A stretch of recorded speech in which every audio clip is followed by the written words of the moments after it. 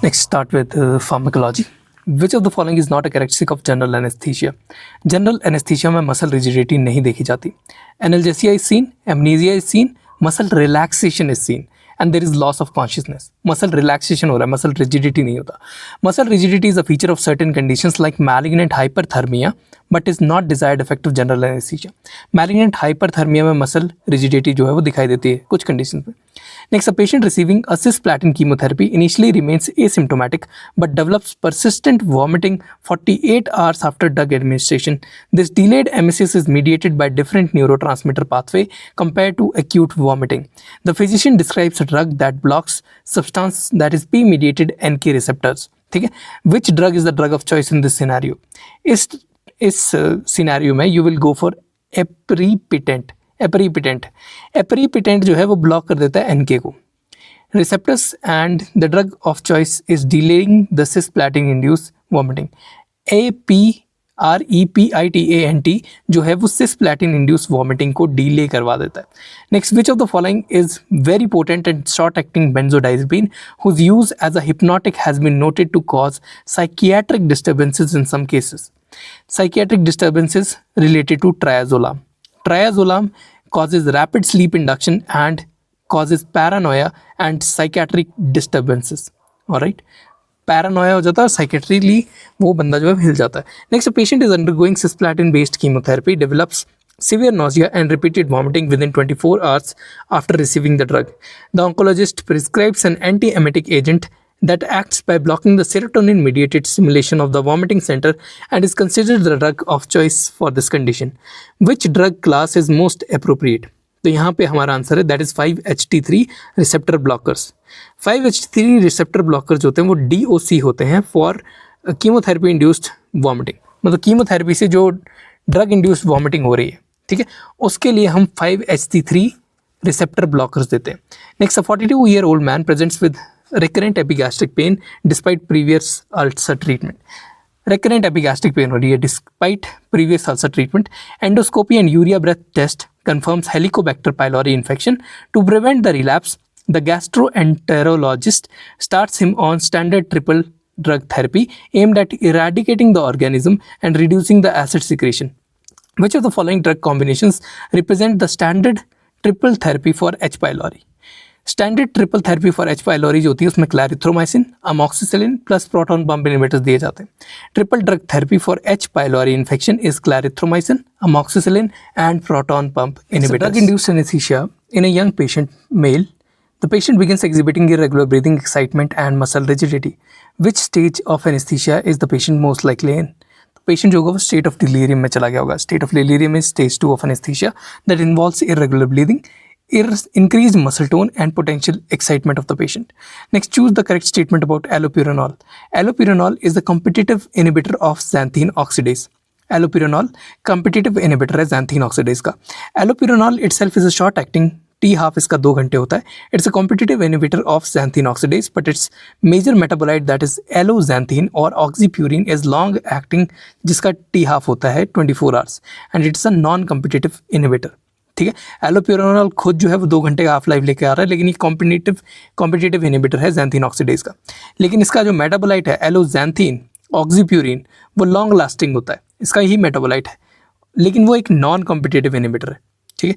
Next, a 40-year-old patient presents to the surgical or outpatient department with a laceration on the index finger requires suturing. The surgeon plans to perform a ring block anesthesia for the finger. Although lignocaine is commonly used, the surgeon deliberately avoids using lignocaine combined with adrenaline for this procedure. Instead, he chooses plain lignocaine. The decision is taken to prevent serious complication related to the vascular supply of the finger. What is the most appropriate reason for avoiding the lignocaine with adrenaline in this case? तो यहाँ पे and arteries present होती है, तो अगर वहाँ पे वेजो constriction होगी तो ब्लड सप्लाई एक बारी चलेगी तो वहाँ इस्चीमिया हो जाएगा उस फिंगर का और वो बॉडी जो है उसको छोड़ देगी. ठीक है, एक हिसाब से नेक्रोस हो जाएगी finger. Lignocaine with adrenaline should not be used for the areas with end arteries. Example for ring block of fingers, toes, penis, pinna. Absolute contraindication होता है यहाँ पे. ठीक है, जहाँ आपको रिंग ब्लॉक देना वहाँ लिग्नोकेन विद एड्रेनलिन नहीं देंगे, आप प्लेन ही लिग्नोकेन यूज करेंगे. Vasoconstriction caused by adrenaline in these areas can lead to severe ischemia, tissue necrosis and gangrene in the area.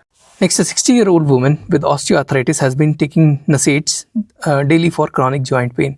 She presents with epigastric pain and dyspepsia. Upper gastrointestinal endoscopy confirms the presence of gastric ulcer, and the ulcer is attributed to the long-term use of NSAID. The physician describes and prescribes the drug to the patient for both prevention and treatment of NSAID-induced peptic ulcer, acting by restoring the protective gastric factors. जो drug prescribe अभी किया गया है वो gastric protective factors को initiate करवाएगा. Which drug is most specific in this condition? इस condition में आप दोगे misoprostol. Misoprostol is PGE1 analogue, prostaglandin E1 analogue है. It is most specific drug for treatment and prevention of NSAID induced peptic ulcer. ठीक है, NSAID induced peptic ulcer के लिए मिसोप्रेस्टल दिया जाता है. Next, 56-year-old male patient with a history of peptic ulcer disease has been taking cimetidine regularly for several months. क्या ले रहा है? सिमेटिडीन ले रहा है. During the follow up visit he complains of decreased libido, erectile dysfunction and notices enlargement of breast tissue. There is no history of liver disease, no history of testicular pathology, no history of use of other hormone altering drug. The clinician explains that these adverse effects are due to the specific pharmacological action of cimetidine on the hormonal pathways. Which pharmacological action best explains the development of impotence and gynecomastia with the patient? इसमें cimetidine की वजह से inhibition हो जाता है androgen receptors का and ईस्ट्राडायोल mechanism का. Androgen receptors और ईस्ट्राडायोल मैकेनिज्म का दोनों का इनहिबिशन हो जा रहा है. ठीक है, it inhibits the binding of dihydrotestosterone to androgen receptors and thus inhibits the metabolism of oestradiol and that can cause gynecomastia and galactoria. ठीक है. Next, which intravenous anaesthetic produces dissociative anaesthesia? Dissociative anaesthesia आपका ketamine produce करता है. That is characterised by profound analgesia and profound amnesia. Next, a 62-year-old post-menopausal woman has been taking a proton pump inhibitor daily for several years for treatment of chronic gastroesophageal reflux disease. She presents to the orthopedic outpatient department after sustaining a hip fracture following a trivial fall at the home. She has no prior history of osteoporosis or major trauma. कोई prior history of osteoporosis या major trauma नहीं है. On reviewing her drug history, the clinician suspects that the fracture may be related to long-term adverse effect of her acid-suppressing therapy. The increased risk of fracture in this patient is most likely due to which underlying mechanism? तो यहाँ reduced calcium absorption हो जाती है. Long term use of proton pump inhibitors is associated with increase in the risk of hip fractures due to reduced calcium absorption. Next, a patient with NSAID-induced peptic ulcer is prescribed a drug that irreversibly inhibits the gastric acid secretion and suppresses the acid output for more than 24 hours, despite having short plasma half-life. Which drug is being used here? It is proton pump inhibitors. ठीक है, these are the products and act by irreversibly inhibiting the hydrogen potassium ATPase pump in the gastric parietal cells. These drugs have a short T half-life but can inhibit acid secretion for more than 24 hours. ठीक है, इनका half life short होता है लेकिन ये acid secretion को 24 घंटे से ज़्यादा इनहिबिट करवा सकते हैं. Next, esomeprazole acts by inhibiting what? Esomeprazole, it acts by inhibiting the hydrogen potassium ATPase pump. Esomeprazole जो है वो एक्ट करता है by inhibiting hydrogen potassium ATPase pump. Next, which antacid has rapid onset but short duration of action? कौन सा antacid जिसके पास rapid duration of onset होती है लेकिन शॉर्ट ड्यूरेशन ऑफ एक्शन होती है? Sodium bicarbonate. Sodium bicarbonate acts rapidly by neutralising the acid and it has short duration of action due to systemic absorption. ठीक है, ये मतलब एंटासिड की बात हो रही थी यहाँ पे. Next, buspirone acts on what? BUSPIRONE, buspirone जो है वो एक्ट करता है ऑन 5-HT14 पे. Drugs acting on serotonergic receptors are 5-hydroxytryptamine, that is serotonin. It is synthesized from tryptophan. Serotonin or the 5-hydroxytryptamine is synthesized from tryptophan. It acts by activation of several serotonin receptors, that is 5-HT1 to HT7. 5-HT1A जो होता है वो pre-synaptic receptor होता है that modulates the release of serotonin. Partial agonist of the receptor, that is buspirone, ipsapiron and gepirone, they are useful in anti-anxiety drugs. Next, the local anesthetic is contraindicated in spinal anesthesia due to the risk of paraplegia that is caused by neurotoxic preservative in the drug. कौन सा drug है ये? It is chlorprocaine. Chlorprocaine is the shortest acting local anesthetic solution. Shortest acting local anaesthetic solution जो है chloroprocaine है, and it is contraindicated in spinal anaesthesia. It may cause paraplegia due to the presence of sodium metabisulphite as the preservative that is neurotoxic. ठीक है. Next, 54-year-old man with a history of chronic peptic ulcer disease have been self-medicating with the OTC, over-the-counter drugs, antacids, for several months to relieve the epigastric pain. Over the last few weeks, he complains of difficulty in passing stool and reduced bowel movements. Without any abdominal pain or signs of intestinal obstruction, on reviewing his medication history, the clinician suspects that the adverse effect is related to the type of antacid that is present in formulation he is consuming regularly. Which of the following component of the antacid preparation is most likely responsible for the patient's constipation? Aluminium hydroxide जो होता है वो ज़्यादा responsible होता है for constipation. Aluminium hydroxide causes constipation where the magnesium salts are responsible for diarrhoea. अगर magnesium hydroxide या magnesium trisilicate ले लेगा तो डायरिया हो जाएगा, एल्यूमिनियम हाइड्रोक्साइड लेगा तो कॉन्स्टिपेशन हो जाएगा. These both drugs act as antacids. Next, what is MAC for sevoflurane? MAC for sevoflurane is approximately 2%, reflecting its potency. Next, a patient with vagal hyperactivity develops excessive gastric acid secretion. Pharmacological evaluation reveals increased stimulation of proton pumps in gastric parietal cells through multiple mediators. Which receptor are responsible for stimulation of proton pump? Proton pump को stimulate करने के लिए we have H2 receptor, M1 receptor / M3 receptor और CCK receptors. ठीक है. Histamine receptors, that is through H2 receptors, acetylcholine through M1 and M3 receptors, and gastrin is stimulated through CCK, cholecystokinin receptors. They are important stimulators for proton pump. Next, a 55-year-old man with osteoarthritis have been taking NSAIDs daily for several years for chronic knee pain. Knee pain है, घुटने में दर्द है. He presents with epigastric discomfort, nausea, occasional vomiting. Upper GI endoscopy reveals gastric ulcer, and there is no evidence of Helicobacter pylori infection. The ulcer is attributed to NSAIDs-induced suppression of protective prostaglandins in the gastric mucosa. The physician describes or decides to prescribe the drug of choice that is most effective for treating the peptic ulcer disease caused by chronic NSAIDs use. Which of the following drug is the drug of choice in this patient? तो इसमें आप दोगे ईसोमेप्राजोल. ठीक है. इसमें आप मिसोप्रेस्टल नहीं दोगे, इसमें आप दोगे esomeprazole. Next, a trauma patient in emergency department requires immediate analgesia and anesthesia for a short procedure. Analgesia और anesthesia दोनों चाहिए short procedure के लिए. Ketamine is chosen. What is the primary mechanism of action of ketamine? Ketamine acts by inhibiting the NMDA receptors. ठीक है. Ketamine inhibit कर देता है NMDA receptors को, which are excitatory glutamate receptors causing dissociative anaesthesia, और ये dissociative anaesthesia cause करवाते हैं. Next, 60-year-old patient is being maintained on nitrous oxide during surgery. 60 साल का पेशेंट है, maintained on nitrous oxide during surgery. The anaesthesiologist mentions that the complete anesthesia cannot be achieved with nitrous oxide alone. What is the minimal alveolar concentration, that is MAC, of nitrous oxide? Minimal alveolar concentration nitrous oxide की होती है 105%. The MAC of nitrous oxide is 105%. Means it cannot achieve complete anesthesia at atmospheric pressure without causing hypoxia. ठीक है. It is often combined with other anesthetics for achieving anesthesia. Next, a 46-year-old woman is posted to elective lower abdominal surgery. She is administered spinal anesthesia in the lumbar region. About 10 minutes later, after the block, she complains of dizziness and nausea. On monitoring, her blood pressure is found to be significantly reduced compared to the baseline. While blood loss during surgery is minimal and ECG shows no evidence of myocardial depression, the anesthetist immediately starts intravenous fluids to manage the condition.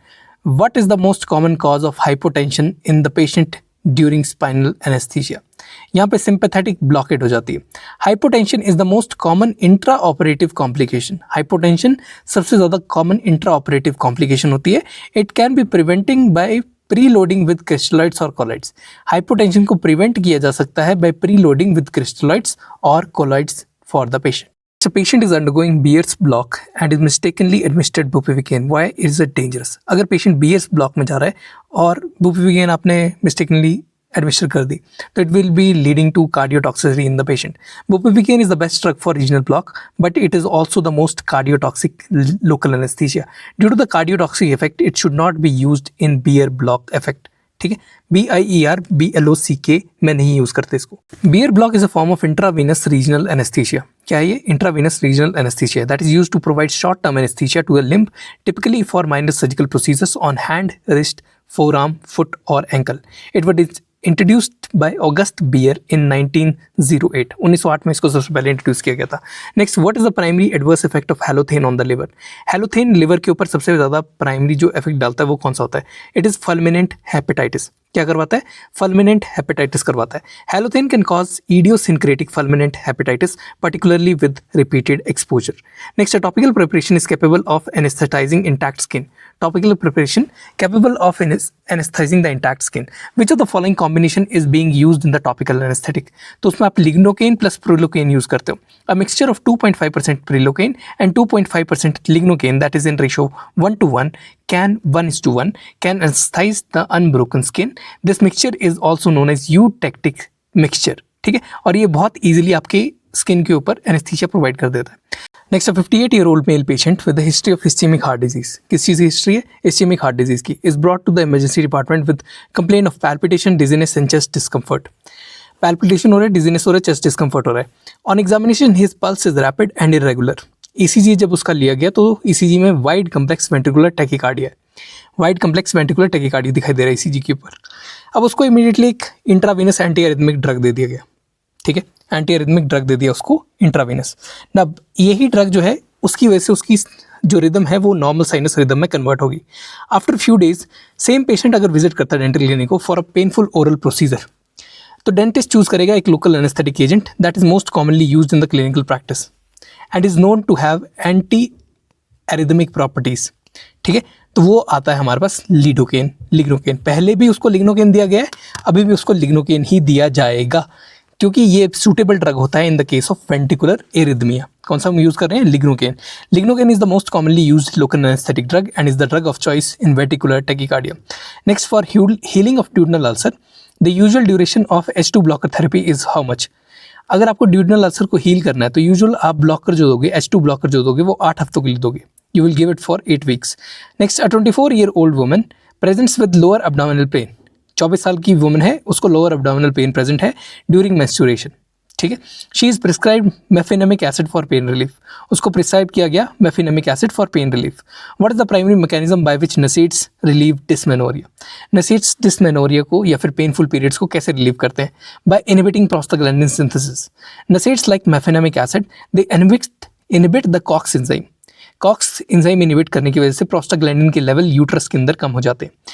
Prostaglandins induce the uterine contractions and ischemia causing pain during menstruation. अब क्योंकि prostaglandins आपके कम हो गए, ठीक है, तो this will elevate the symptoms that are caused by prostaglandins. मतलब pen patient को कम होगी। Next, a 28-year-old male patient is scheduled for removal of foreign body from the forearm under intravenous regional anesthesia that is known as Beer's block. ठीक है, intravenous regional anaesthesia को हम बोलते हैं bears block. 28 साल का बंदा, उसके हाथ से कुछ चीज़ निकालनी है जो कि फंस चुकी है। ठीक है, कोई ट्रॉमा वगैरह किसी चीज़ की वजह से हो सकता है। A local anaesthetic is injected intravenously after application of a tourniquet. ठीक है, 30 minutes after the procedure the patient develops bluish discolouration of lips, nail bed and complaints of shortness of breath. ठीक है, 28 मिनट के बाद, ये सब आधा घंटे के बाद हो रहा है। ठीक है, and the pulse oximetry shows reduced oxygen saturation such that not improved by oxygen administration. ऐसी ऑक्सीजन डिसैचुरेशन हो गई उसकी कि वो अब इंप्रूव नहीं हो पा रही जब हम ऑक्सीजन उसको दे रहे हैं। ठीक है, arterial blood gas analysis reveal करता है कि normal partial pressure of oxygen है, but chocolate coloured blood is noted. Chocolate coloured blood note किया जा रहा है। The anaesthetist suspects methaemoglobinaemia. Methaemoglobinaemia anaesthesia वाले को लग रहा है। It is due to the local anaesthetic being used. Which of the following local anaesthetics is most likely to cause responsible effect for this patient? ठीक है, तो यहाँ पे पेशेंट को दिया गया है prilocaine. Prilocaine produces a metabolite that is orthotoluidine. Prilocaine एक मेटाबोलाइट प्रोड्यूस करता है that is known as orthotoluidine which is an oxidizing agent. Prilocaine metabolite produce करता है ऑर्थोटाउलिडीन जो कि ऑक्सीडाइजिंग एजेंट है। Later it can oxidize haemoglobin to methaemoglobin. ठीक है, बाद में क्या करता है प्रिलोकेन जो है वो ऑक्सीडाइज कर देता है हीमोग्लोबिन को मेथहेमोग्लोबिन में, दैट कैन कॉज मेथहेमोग्लोबिनेमिया। ठीक है, it is the most suitable LA for Bier's block, लेकिन इसका साइड इफेक्ट जो है अगर इंट्रावेनसली हमने ज़्यादा दे दिया है अगर इसकी टॉक्सिसिटी हो रही है तो दीज ऑल साइड इफेक्ट्स, जो कि ब्लूइश डिस्कलरेशन है, चॉकलेट कलर्ड ब्लड है, ये सारी चीज़ें दिखाई देती हैं. Next, a 50-year-old mail patient with diagnosed duodenal ulcer is prescribed a drug that forms a physical protective barrier over the ulcer base. ठीक है, 56 ईयर का बंदा है, ड्यूडेनल अल्सर हो रखा है. ठीक है, उसको एक ड्रग दिया गया जो कि फिजिकल प्रोटेक्टिव बैरियर बनाएगा अल्सर के बेस के ऊपर. He is advise to take the medication on empty stomach. During follow up the doctor specifically instructs him not to take antacids simultaneously. Doctor ने उसको स्पेसिफिकली बताया कि इस ड्रग के साथ एंटासिड नहीं खाने, explaining that the drug is effective only in the acidic gastric environment where it polymerizes to protect the ulcer bed. ठीक है, ये सिर्फ एसिडिक एनवायरनमेंट में काम करता है ड्रग. तो कौन सा ड्रग है ये? The drug that is being described here is sucralfate. कौन सा ड्रग डिस्क्राइब हो रहा है? Sucralfate. At pH below 4 its molecules polymerize to form a sticky layer that can cover the ulcer base.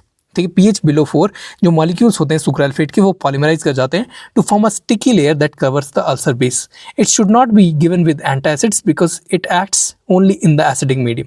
ये एंटासिड के साथ नहीं दिया जाना चाहिए क्योंकि सिर्फ एसिडिक मीडियम में ही एक्ट करता है. Sucralfate polymerizes in the acidic pH to form a sticky protective barrier over the ulcer bed and should not be given with the antacids. ठीक है, next, what is the boiling point of desflurane? Desflurane का boiling point क्या है? डेस्फ्लूरेन का boiling point होता है 24 degree centigrade. Desflurane has a boiling point of 24 degree centigrade requiring specialized vaporizers for administration. ठीक है, it requires specialized vaporizers for administration. Desflurane. Next, which inhalational anaesthetic is preferred for neurosurgical procedures due to minimal effect on cerebral blood flow? कौन सा inhalational anaesthetic आप prefer करोगे for neurosurgical procedures जिसमें minimum effect आपका cerebral blood flow पे हो? Answer is sevoflurane. ठीक है, 4 ऑप्शन दिए, आइसोफ्लूरेन, डेस्फ्लूरेन, सेवोफ्लूरेन, हेलोथेन. तो आंसर आपका है सेवोफ्लूरेन आप प्रिस्क्राइब करेंगे. Sevoflurane has a minimal effect on cerebral blood flow making it suitable for neurosurgical cases. Sevoflurane का मिनिमल इफेक्ट होता है on cerebral blood flow. Next, which of the following is a potential adverse effect of barbiturates when used for long term? ठीक है, तो liver dysfunction is a potential effect of barbiturates. Liver dysfunction is a potential effect of barbiturates and can lead to liver enzyme induction which may result in liver dysfunction. ये liver enzyme induction करवा देता है जिससे कि liver dysfunction हो सकता है. And decrease effectiveness of other drugs metabolise by the liver. और बाकी ड्रग चूँकि मेटाबोलाइज होते हैं लिवर से, उनकी इफेक्टिव मतलब जो ड्रग की मेटाबॉलिज्म हो उसको डिक्रीज करवा सकता है. ठीक है, लिवर डिसफंक्शन हमारा बार्बिचुरेट करवाता है, long term use of barbiturate. Next, hypnotic dose of diazepam produces the following action. अगर आप हिप्नोटिक डोज डायजेपाम की देते हैं तो उससे डिक्रीज नॉक्टर्नल गैस्ट्रिक सिक्रीशन हो जाती है. Hypnotic doses of diazepam decreases the nocturnal gastric secretion. रात में जो पेट के अंदर सिक्रीशंस होते हैं, ठीक है, वो डिक्रीज हो जाती हैं अगर आप डायजेपाम की हिप्नोटिक डोज दे रहे हो.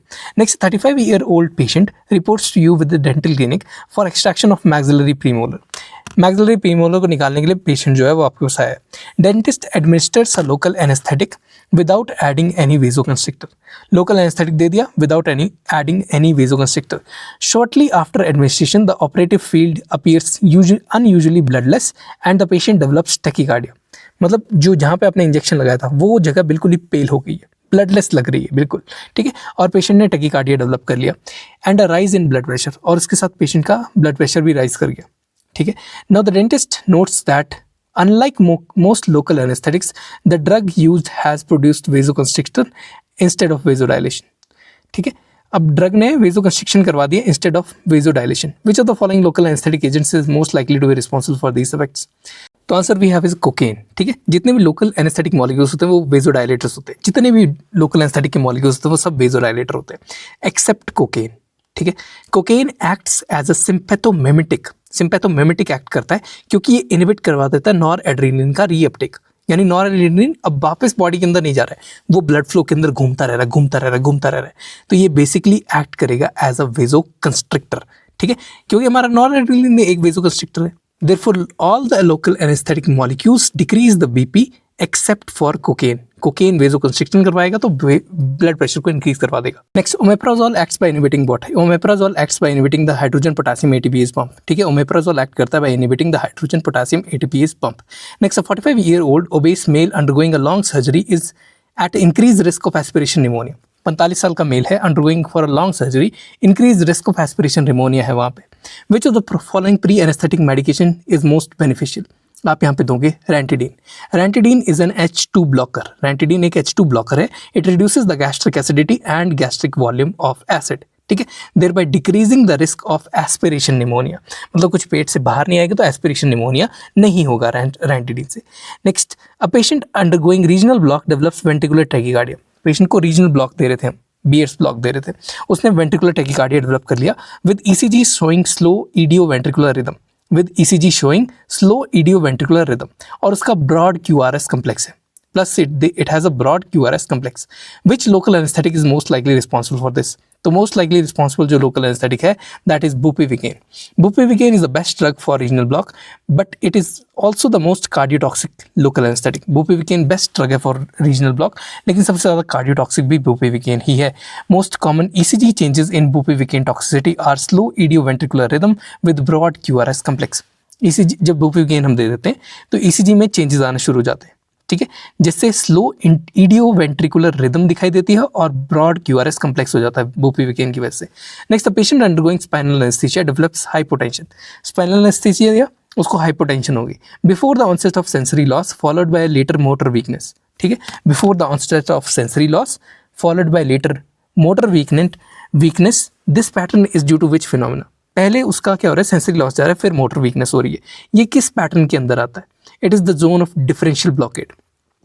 Spinal anaesthesia leads to creation of a zone of differential blockade. Spinal anaesthesia से जोन ऑफ डिफरेंशियल ब्लॉकेड बन जाता है, in which autonomic fibres are blocked at the 2 segments higher and motor fibres are blocked at 2 segments lower.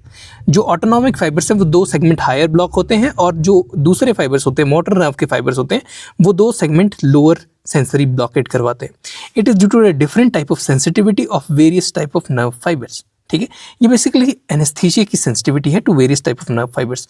तो पहले हमारा sensory loss होगा, उसके बाद मोटर वीकनेस होती है. This is due to zone of differential blockade. Next, 30-year-old patient undergoing dental extraction receives a local anaesthetic. Initially sweating loss हो जा रही है उस एरिया में, followed by loss of cold sensation. Cold sensation दूसरी चीज़ है वो चली गई, उसके बाद पेन सेंसेशन गई, उसके बाद फाइनली मोटर मूवमेंट चली गई. Which sequence of nerve fibre blockade explains this observation? ठीक है, तो इसमें बेसिकली क्या कंसेप्ट है कि smaller diameter and myelinated nerve fibres are blocked first, whereas unmyelinated and thick fibers are blocked at last. जो thick fiber होगा, unmyelinated fiber होगा, वो बाद में ब्लॉक होता है. ठीक है, और जो thin fiber होता है, छोटा फाइबर होता है, वो पहले ब्लॉक हो जाता है. ठीक है, thus the order of blockade of fibers is first B fiber block होंगे, then C fiber, then A delta fiber. ठीक है, B, C and A delta, these are smaller diameter myelinated nerve fibers. B, C, A delta. फिर उसके बाद A alpha, beta और gamma fibres. फिर उसके बाद ए अल्फा, बीटा और गामा फाइबर्स ब्लॉक होते हैं, जो कि अनमाइलिनेटेड होते हैं और थिक फाइबर्स होते हैं. A alpha, beta and gamma fibres. Autonomic fibres are blocked first, then the sensory and finally motor nerves are blocked at last. Autonomic fibre जैसे कि जो खुद चीज़ें होती हैं, जैसे स्वेटिंग होगी, वो पहले ब्लॉक होगा. फिर सेंसेशन जाती है, ठंडा गर्म लगना बंद हो जाता है. उसके बाद पेन की सेंसेशन जाती है. पहले टेम्परेचर लॉस होगा, देन पेन लॉस होगा, देन मोटर मूवमेंट का लॉस होगा. Next, ondansetron is a potent what? Ondansetron is a potent antiemetic agent. Ondansetron एक पोटेंट एंटी एमेटिक एजेंट है, उल्टी के अगेंस्ट देते हो आप इसे. Next, a vasodilator is obtained by decarboxylation of what? A vasodilator is obtained by decarboxylation of histidine. ठीक है, ना ही आर्जिनिन, ना ही टायरोसिन, ना ही ग्लाइसिन. हिस्टिडीन की जब आप डीकार्बोक्सिलेशन करते हो तो आपको एक वेजोडाइलेटर मिलता है. Alright. Next, you and your friend are planning to go on a cruise sea level trip on a day after tomorrow.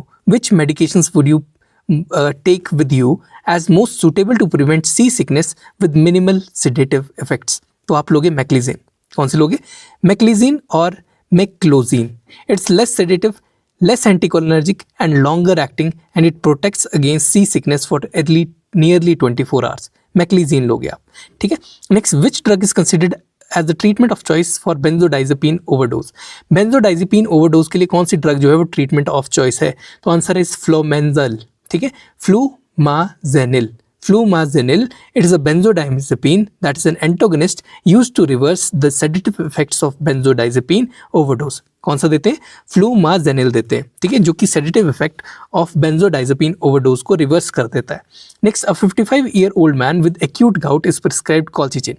Acute gout है, उसको prescribe किया गया colchicine. What is this primary mechanism of action? तो primary mechanism of action colchicine का रहता है, it inhibits the leukocyte migration and phagocytosis. ठीक है, वो ल्यूकोसाइट की माइग्रेशन और फेगोसाइटोसिस को इनहिबिट करवा देता है। Colchicine binds to tubulin, colchicine जो है वो बाइंड करता है to tubulin, preventing the microtubule formation. Alright, this inhibits the leukocyte migration and phagocytosis of urate crystals, disrupting the inflammatory cycle in the gout.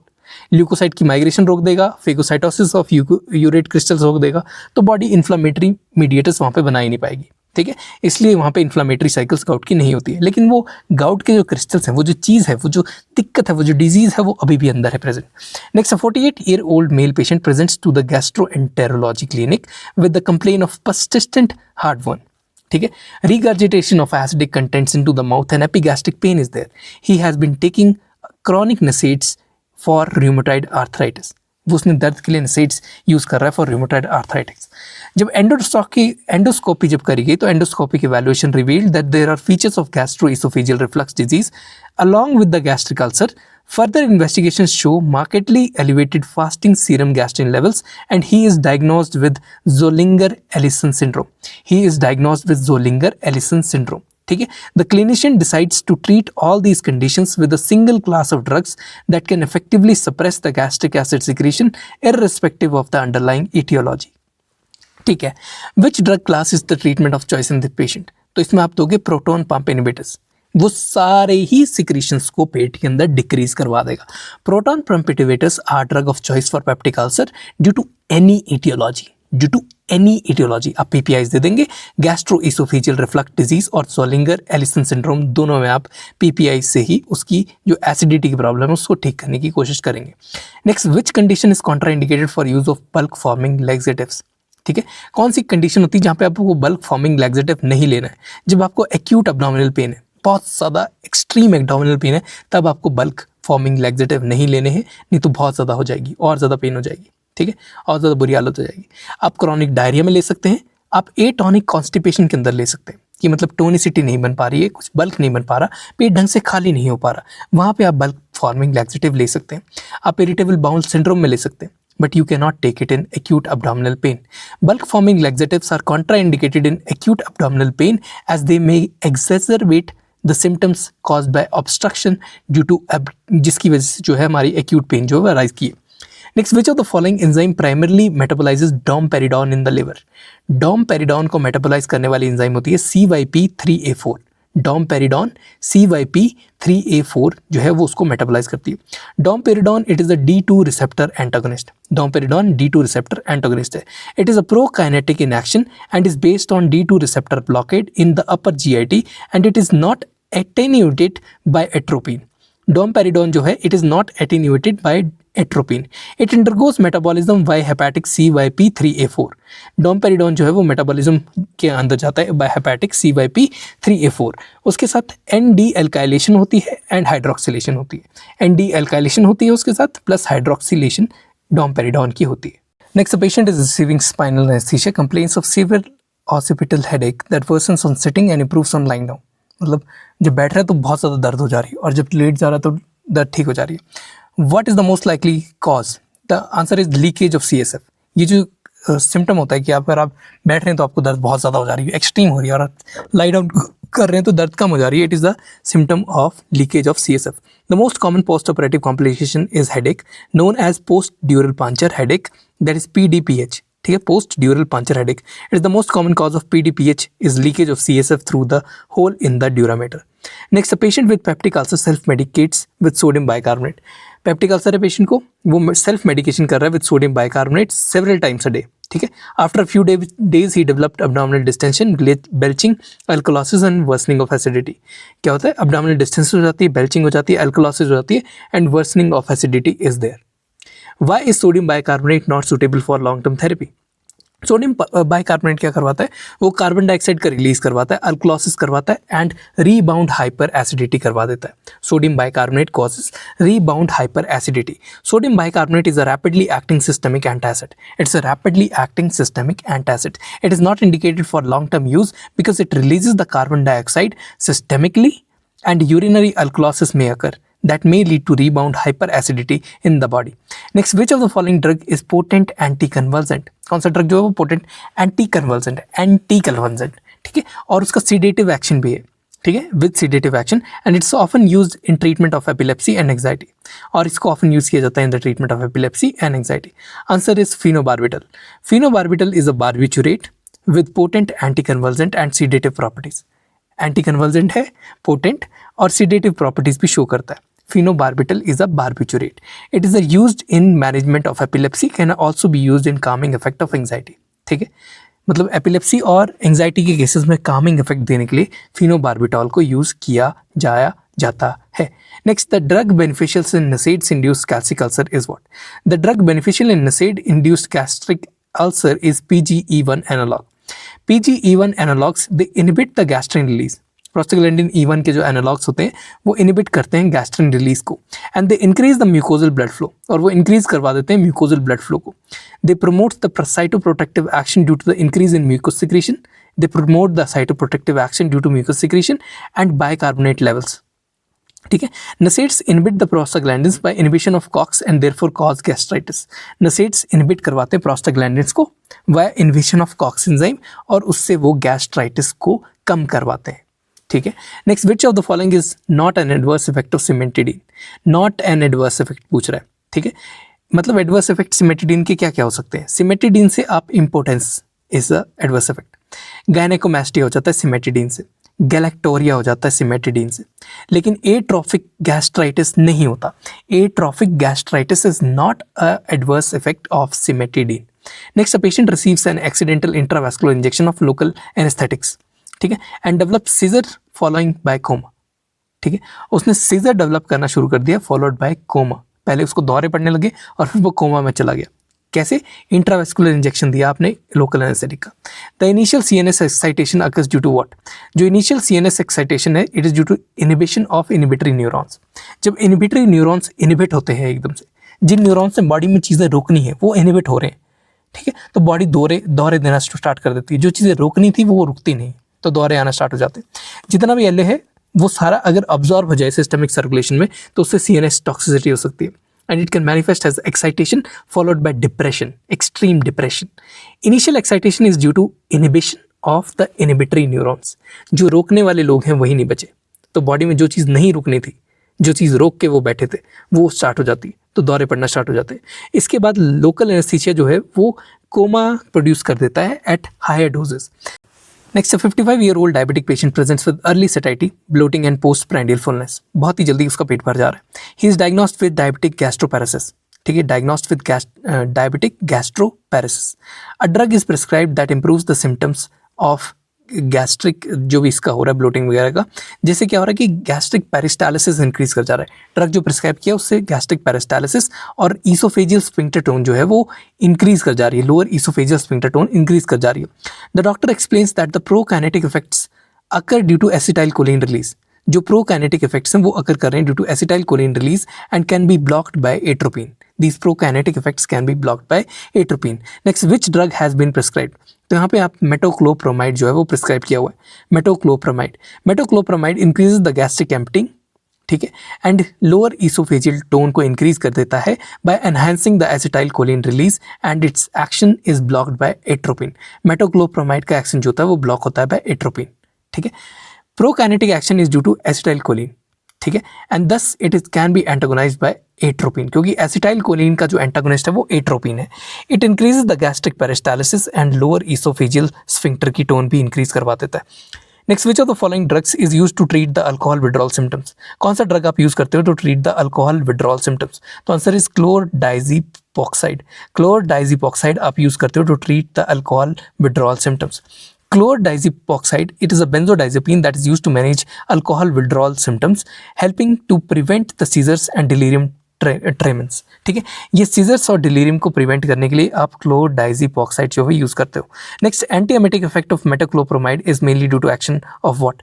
Anti-emetic effect of metoclopramide it is mainly due to action as D2 antagonist. Antiemetic effect जो है वो उसका D2 receptor antagonist की वजह से होता है. because it is acting as a D2 receptor antagonist. Metoclopramide has several actions on receptors.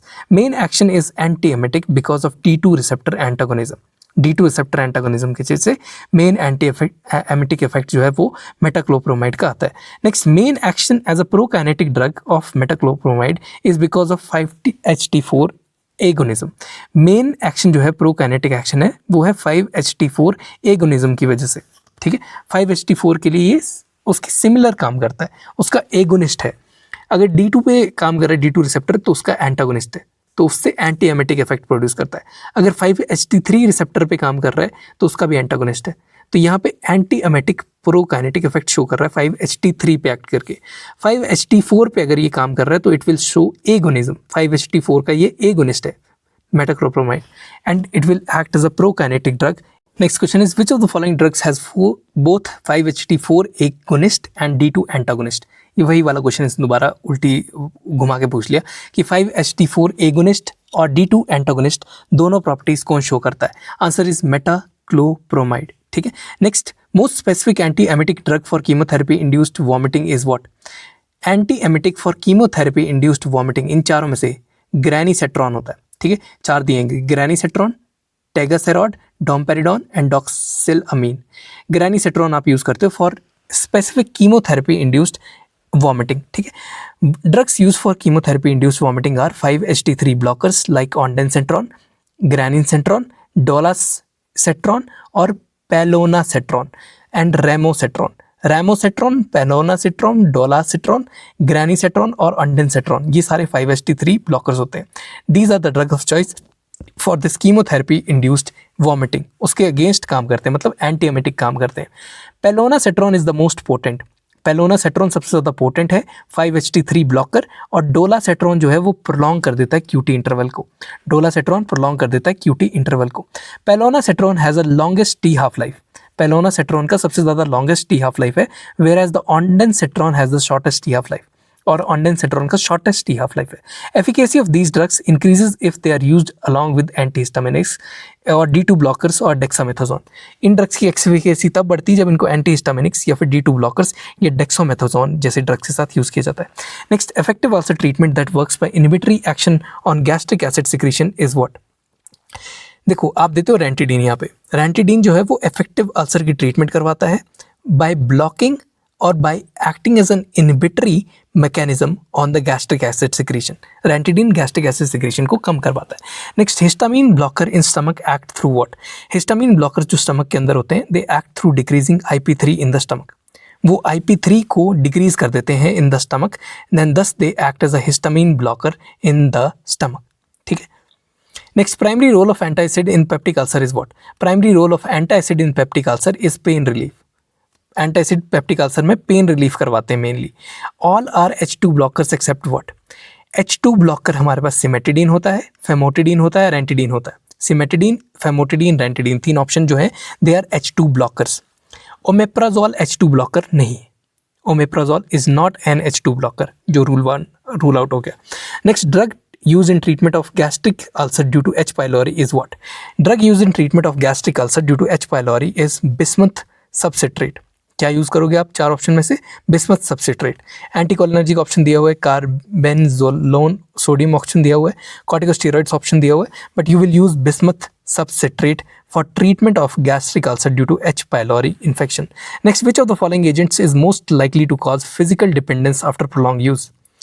डाइजिपाम एक ऐसा ड्रग होता है जो कि फिजिकल डिपेंडेंस कॉज करवा देता है after prolong use. Diazepam and other benzodiazepines, they have potential for physical dependence after prolonged use, especially when used daily over extended periods. Next, a 30-year-old woman is scheduled for an outpatient endoscopic procedure. OPD में उसको endoscopic procedure कर रहे हैं. Which intravenous anaesthetic is preferred for rapid induction and quick recovery? तो आप इसको दोगे propofol. Propofol एक ऐसा हमारे पास एनेस्थेटिक है, ठीक है, जो रैपिड इंडक्शन या रैपिड ऑनसेट शो करता है और उसमें रैपिड रिकवरी भी रहती है, making it ideal for out patient procedures. It also causes minimal post operative nausea.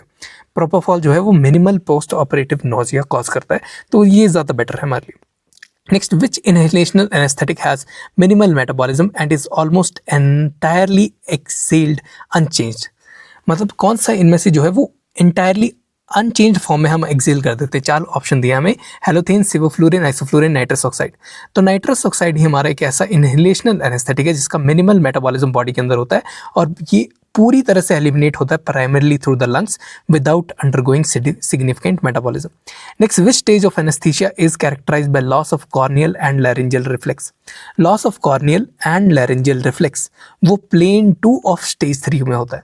It is in plane 2 of stage 3। देखो ये भ्रमित करने के लिए आपको आंसर दिया हुआ है, ठीक है। प्लेन के बारे में पूछ रहा है, ये स्टेज 3 में होता है, ये हमें पता होगा, लेकिन इसने लिखा है ऑप्शन में plane. So it is occurring in the plane 2 of the stage 3 that involves loss of corneal and laryngeal reflexes, indicating the adequate depth for surgical procedures. Next, a patient receives succinylcholine for rapid sequence intubation. Succinylcholine दिया for rapid intubation, उसको करवानी है हमने, and he develops hyperkalemia due to succinylcholine. Which condition is the drug contraindicated in? तो सक्सिलाइन Colin जो होता है वो कॉन्ट्राइंडिकेटेड होता है Guillain Barre syndrome. Succinylcholine can cause hyperkalaemia specially in the patients with nerve and muscle disorders. Therefore it is contraindicated in the patients with nerve diseases like paraplegia, hemiplegia and Guillain Barre syndrome. Next, which of the following drugs is commonly used as a sedative hypnotic in the treatment of insomnia? Insomnia के अंदर आप कौन सा drug जो है वो use करते हो as a sedative and a hypnotic? Answer is zolpidem. 4 option दिए, डाइज़ेपैम, ज़ोलबिटेम, बुस्पिरोन और क्लोरप्रोमाजीन। तो ज़ोलपिडेम जो है it is the sedative hypnotic that is used in treatment of insomnia. Zolpidem is a non-benzodiazepine hypnotic agent commonly used to treat insomnia due to its sedative properties and rapid onset of action. Next, which of the following sedative hypnotic agents act as a partial agonist at the benzodiazepine receptor? Partial agonist की बात कर रहा है at the benzodiazepine receptor. तो answer है हमारे पास zolpidem. Zolpidem is a sedative hypnotic agent that is a non-benzodiazepine hypnotic that is acting as a partial agonist at the benzodiazepine receptor. ठीक है, ये नॉन बेंजोडाइजेपिन एगोनिस्ट है लेकिन ये एक्ट करता है as a partial agonist at the benzodiazepine receptor, specially अगर omega 1 सब यूनिट प्रेजेंट है तो वहाँ पे ये एगोनिस्ट का काम करता ही करता है, zolpidem. Next, the patient is recovering from nitrous oxide anaesthesia. He develops hypoxia shortly after discontinuation of the gas. What is the cause? क्यों होता है ऐसा? अगर पेशेंट को बहुत देर तक आपने नाइट्रस ऑक्साइड दिए, एकदम से छोड़ी, वो नाइट्रस ऑक्साइड बंद कर दी, अब उसको हिपोक्सिया फील होने स्टार्ट हो जा रहा है। ऐसा इसलिए होता है because of diffusion. It is known as diffusion hypoxia. Diffusion hypoxia occurs when the supplies of nitrous oxide is stopped while recovering from anesthesia. ठीक है, it can be prevented by 100% oxygen inhalation for a few minutes before discontinuing nitrous oxide. मतलब nitrous oxide discontinue करने से पहले आपको 100% oxygen patient को few minutes 5 से 10 minute तक चलानी है, उसके बाद ही आपको नाइट्रस ऑक्साइड बंद करनी है। ठीक है, इससे जो हिपोक्सिया, डिफ्यूजन हिपोक्सिया, उसका खतरा कम हो जाता है। Next, what is the primary therapeutic role of loperamide? Primary therapeutic role loperamide का क्या रहता है? It reduces intestinal motility in diarrhoea. जो लोपेरामाइड है वो रिड्यूस कर देता है intestinal motility in diarrhoea. Loperamide जो है वो म्यू रिसेप्टर्स पे, म्यू ओपियोइड रिसेप्टर्स पे काम करता है। कौन से पे? Loperamide on mu opioid receptors पे काम कर रहा है। It is the agonist that reduces the intestinal motility, increasing water absorption and stool consistency in diarrhoea. ठीक है, स्टूल की कंसिस्टेंसी को ठीक कर देता है ताकि डायरिया कम से कम वाटर लॉस हो, कम से कम न्यूट्रिएंट्स का लॉस हो। ठीक है, डायरिया को रोकने की काम करता है लोपेरामाइड।